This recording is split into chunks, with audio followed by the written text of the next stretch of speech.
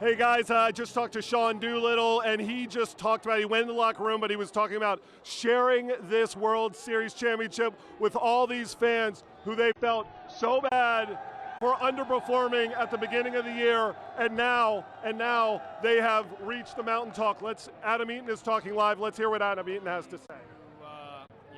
Be able to be successful. Adam, in talking to his teammates over the years, there's nobody that doesn't love Howie. He thought it might be over because of the injury. How about watching him write this story over the last few months? Love that guy to death. I loved him as soon as they got over and traded. Him and I have a very special relationship, something that we'll have for years and years to come. Our families are good friends, and it just shows his heart, what he's all about. He's all about his team. He's all about, put in the hard work, and you get excellence on the other side of it. And I think it just shows the heartbeat of the team. Don't work until the work's done, and he did that. I want to give you one more. You mentioned Davey. To me, it's important the message you guys sent where everybody stayed with him all the way, even before the issue with the heart and the scare, 19 and 31. What was it about him that gave you guys the impression? Here's Davey Martinez. Davey, can we? He's got to go in. He's not doing anything. He's got to go in. Davey Martinez with tears in his eyes right there as he walked into the clubhouse. Let's listen to the chants for Davey as he waves his cap. Our Eric Flack is also in Houston, and he had a chance to talk to Sean Doolittle a little while ago. I can't put it into words yet, man. It hasn't totally sunk in yet. I know how hard you guys have worked. With all the tough times you made it through, does it make it that much more special? Yeah, it does. What about these fans? What about these fans? Our fans are unbelievable, and I told you, we talked about it after Game 5. We felt terrible the way we played in Games 3, 4, and 5 at Nats Park. We might have been pressing a little bit, wanting to give the home fans something to cheer for, and we said, hey, we'll be back to party with you guys. So these guys came out. We're looking forward to getting back to D.C. and partying with a bunch of Nats fans, man. This is awesome. Enjoy it, Sean. Thank you. Well, what an incredible moment from one of the nicest and most accessible guys on the team, Sean Doolittle, who went through his own struggles this year personally on the mound. Aside from what the team went through earlier in the year, he got himself right. The team got himself right. And Sean Doolittle is one of those guys who just gets it about all these fans and will walk back. All these fans who have come all this way will go all this way from the Bud Light guy and the guy who took a home run ball to the gut instead of putting down his beers, to all these other people from Washington, D.C. How about a World Series? How about a World Series? They extend all the way down here. They have all stuck around. They have all stuck around. We've got Max Scherzer's mismatched eyeballs over there. We have a group of fans that have come a long way to witness history. And that's what they've done. They've witnessed history. You got to think this is something this city has waited 90 years for, another world championship, something this franchise has never had. These people all invested money and time to be there, and they were there and they saw history. And it's something they will never forget. And I can tell you that this is a party that is just getting started, Leslie. It sounds like it. Mike, you want to talk to Eric? Eric, I'm just wondering if Sean Doolittle will be busting out his lightsabers tonight. Yes. Sean Doolittle arrived with the lightsaber for Game 7 here in Houston, and I got a feeling that that lightsaber is getting drenched in beer right about now, Mike. You know, Juan Soto's father went in to celebrate with his son, but I'm now surrounded by the Rendon family, who have to be so very excited. Over here are Renee and Bridget Rendon. Let's listen into what they are having to say right now. In Houston. That's Bridget Rendon, Anthony Rendon's mother. What street was it that we lived on? La Entrada. La Entrada was the street we lived on. Yes. Southwest Houston. Southwest Houston. Yes. Talking about their roots here in Houston right now. YMCA. I think they're getting a little bit inside the weeds on the roots. Are you guys Anthony's family? How excited are you about this right now? He played so incredibly here in Game 7. What did that mean for the family?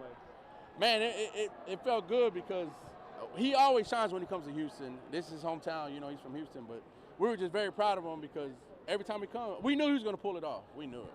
We were just being patient about it. Just waiting. How special is this for the family? Oh my God, it's super special. We all hugged and cried of tears of joy and jumped up and down, and we're just ecstatic. We're just like unbelievable. Did you guys expect it? Where's his brother? Oh, yeah. I think they're trying to mess with me a little bit. They're, Mr. and Mrs. Rendon, can I speak with you briefly? Yeah, we're WUSA 9 in Washington, D.C. First of all, congratulations. What does this mean to you? Wow, we're just so thrilled. When it first happened, I said, oh my God, we're going to win this. I can't stand it. We're getting close. And then when that last one, we just lost our mind. We just screamed and yelled, and it's been awesome. Mr. Rendon, what a special game for your son. Did you expect him to shine like this tonight? You know, as a father, we always expect him to do, but, you know, he knows that, you know, if he's not doing anything offensively, you know, he should, you know, be doing well defensively. So it just happened to work where he did, you know, well on both ends of the field. For all the work, the sacrifice, for all the years, for all the lessons when he was young, the sacrifices you all made personally to see him get to this point, what does it mean to you, ma'am? It's all well worth it. If it's for your child, you'll do whatever to make him, help him to be successful. And this was nothing to us. We were willing to do whatever. If Anthony loved the sport, we were going to do it for him. When that final strikeout happened and the championship was the Washington Nationals, what went through your heart and mind? We're just so excited. You know, you can't explain the feeling. It just like, you know, it's hard to explain. It just overwhelming for sure. You said relief? Oh, no, it wasn't relief. It was just overwhelming. You know, it's like, wow, we did it. Your heart just explodes. What else can you say? It's just that exciting. How will you celebrate with Anthony? Well, let me ask you this. Let me back up. What were those first moments like when you hugged him here on this field?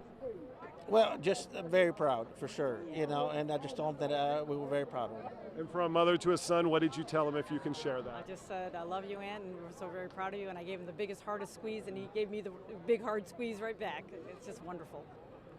When did you know that your son was going to be this special? What age? See, that's the strange thing. I've always thought Ant was, all other players were just as good as Ant. I didn't know until my husband's like, you know, Anthony's a pretty good player. I thought, well, you know, I thought they all played as good as Anthony until I started watching other kids play, and then I realized that God, Anthony is a pretty good, darn good player. So I really can't say when I realized it. Even when he was playing at Rice, you know, I was like, I guess he is pretty darn good. You just don't really fathom it. You know, it can't possibly be. It just seemed weird. Mr. Rendon, was there an age, was there a moment, was there a memory when you said, my son is special at baseball? I think maybe around 5 or 6. 5 or 6? Yes. I'll tell you why. Tell them exactly what happened. Well, you know, he started playing at the Y, and those kids could not play very well. and you know, because actually we taught Anthony, my oldest son David, and we threw to him live pitching at 4 years old.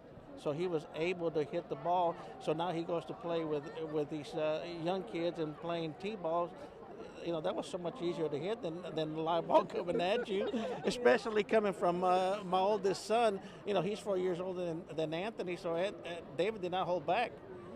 You know, he treated him like a regular 8-year-old, and Anthony learned from that, I think. You know. Ms. Rendon, you called him Ant. Where did he get the nickname?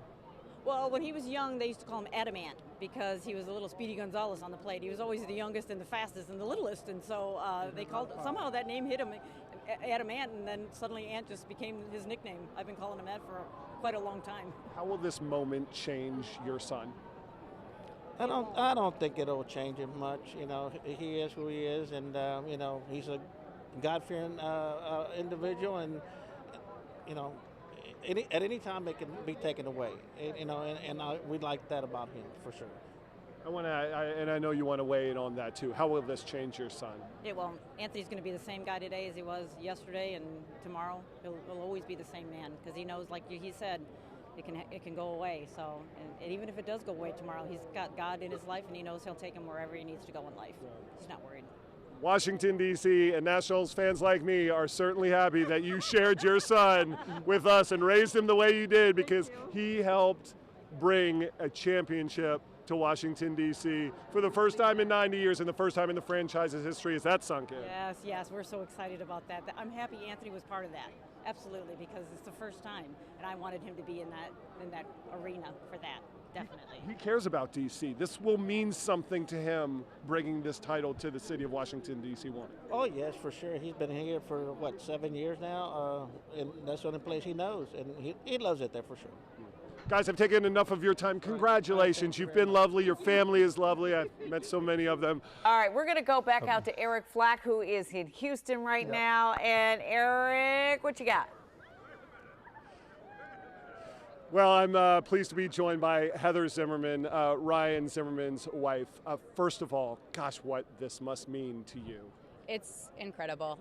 I can't even wrap my head around it right now. It's a dream come true for Ryan and for all of us that have been supporting him the entire way. If you can share it, and if you can, I understand, what was the first thing you said to him when you hugged him on this field as a World Series champion? I just said, oh my God, you did it. I mean, this is what he has been working for his 14-year career. He has stuck with the same team his entire career, hoping for this moment, and here we are. What does that say about his dedication as a man and as a baseball player? It says a lot. I mean, it's definitely reflective of his personality. He is a Virginia Beach boy, and he wanted to stay with a local team, and he made that happen, and here they are. He was the Washington Nationals' first ever draft pick. He has helped bring this title to Washington. What does that mean to him to bring a title to Washington, D.C.? It is. I mean, it wasn't just him. They had an incredible team this year, both on and off the field. And I just know that for him to have seen all the highs and lows that this team has had over the years, it is a really special moment right now. And how about you as a wife to stand by him through some of the injuries early in the season, which almost ended up being a blessing the way he finished this season so strong? Take us back to the tough times. Did you ever think this would happen? Yeah, I mean, we keep saying that this couldn't have ended better in a storybook, but he had a really rough year. He was injured a lot, and for him to be able to come back strong and just perform in this environment and then win it all is more than we could ever ask for. I'm going to let you celebrate with your family. Thank you for taking the time, Heather. I tell you what, for a DC kid like me to get to see Ryan Zimmerman win this championship as part of this team is almost as special as the championship itself. Congratulations. What does the moment mean to you? Still not words to describe it. I don't think it's really set in yet that we are the world champions. I mean, it's an unbelievable feeling. I saw you just look at the big board and where it says World Series Championship and the curly W. Is that what you're talking about? You got to kind of look up there and be like, yeah, that just happened. Yeah, I mean, it's an unbelievable feeling. I know it's real, but like I said, it hasn't set in yet. There's no way to really describe it yet. Take me back to May. Did anybody in that locker room believe you would be standing here right now when you guys were however many games under 500 and everybody wanted the team blown apart? I think that's the biggest difference. I think everyone in that locker room, whatever it was, May, end of May, whatever it was, when we were down that much and everybody else counted us out, I don't think there was a single doubt in that locker room. That's why we're where we are now. Where does that come from? Because for normal people, they would have doubts. Why were you guys different? Honestly, I think we just had a good mix. We had guys that had the experience, that had been in similar situations, and kind of know that things can flip at any point in the season. And I mean, we just kind of took it and ran with it. Hudby gets the strikeout. You guys are World Series champions. What did you do? Where did you go? What was the mosh pit like? Well, I was down in the bullpen, so I mean, the first thing we've done every time, the entire bullpen meets up, and we just go from there. And then as soon as we all talk to each other, slap hands, whatever you want to call it, it's as fast as you can get from the bullpen to the mound to meet the rest of the team. Last question. Growing up as a small kid playing youth baseball, you dreamed of this moment. Is it what you dreamed it would be? Better. I mean, as a kid, I could have put it into words. Now, it's an unreal feeling.